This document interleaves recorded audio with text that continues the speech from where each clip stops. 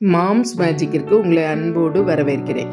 இன்னைக்கு நம்ம பீஃப் சுக்கா எப்படி செய்கிறதுங்கிறத பற்றி பார்க்கலாம். அதுக்கு 1 கிலோ பீஃப் எடுத்துருக்கிறேன். 1 கிலோ பீஃபுக்கு 20 வத்தல், பெரிய வெங்காயம் பெரிய சைஸில் 1, 1 துண்டு இஞ்சி, 7-8 பல்லு பூண்டு பல்.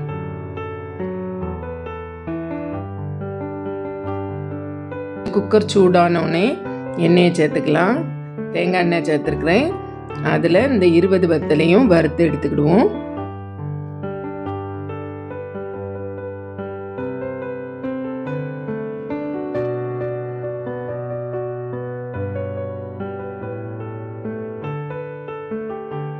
வறுத்ததை ஒரு பிளேட்டில் மாற்றிக்கலாம்.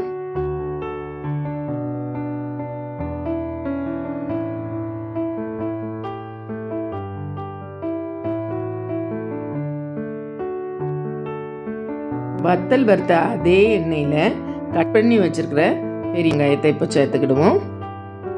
1 நிமிஷம் பெரிய வெங்காயத்தை வதக்குவோம்.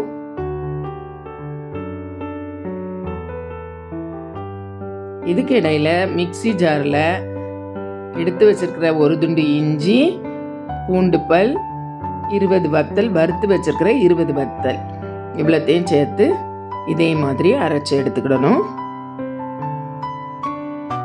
இது ஓரமாக இருக்கட்டும். வெங்காயம் வதங்கிட்டு நல்லா கிளீன் பண்ணி வச்சிருக்கிற பீஃபை சேர்த்துக்கலாம்.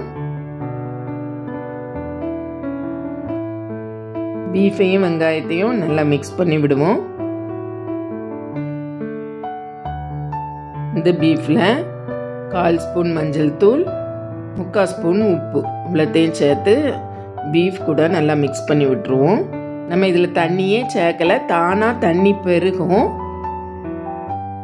இப்போ இதில் அரைச்சி வச்சிருக்கிற இஞ்சி பூண்டு வத்தலை சேர்த்துக்கலாம். அடுத்ததாக 3/4 ஸ்பூன் மிளகுத்தூள், கொஞ்சமாக கரம் மசாலா, 1 ஸ்பூன் சின்ன ஜீரகத்தூள், அப்புறம் அந்த மிக்சி ஜாரையும் அலசி அதையும் சேர்த்துக்கலாம். சேர்த்துட்டு நல்லா மிக்ஸ் பண்ணி விடுவோம்.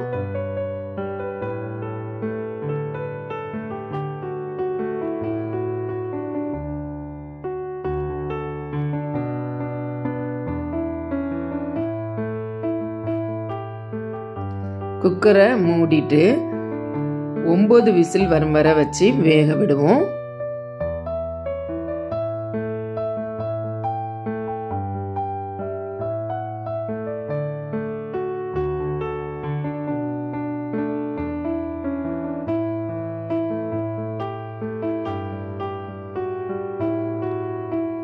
பீஃப் நல்லா வெந்துட்டு அந்த தண்ணி வத்துறது வரைக்கும் ஸ்டவ்லையே வச்சுக்கலாம். இப்போ தண்ணி நல்லா வத்திட்டு இந்த அளவு தண்ணி வத்தினது போதும்.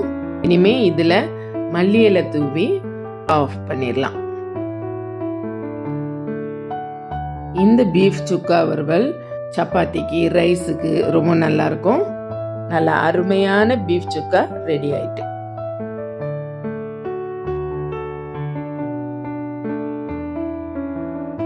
உங்களுக்கு இந்த மாதிரி பீஃப் சுக்கா செய்கிறது பிடிச்சிருந்ததுன்னா லைக் பண்ணுங்கள், ஷேர் பண்ணுங்கள், கமெண்ட் பண்ணுங்கள். மாம்ஸ் மேஜிக் சேனலை சப்ஸ்கிரைப் பண்ணுங்கள்.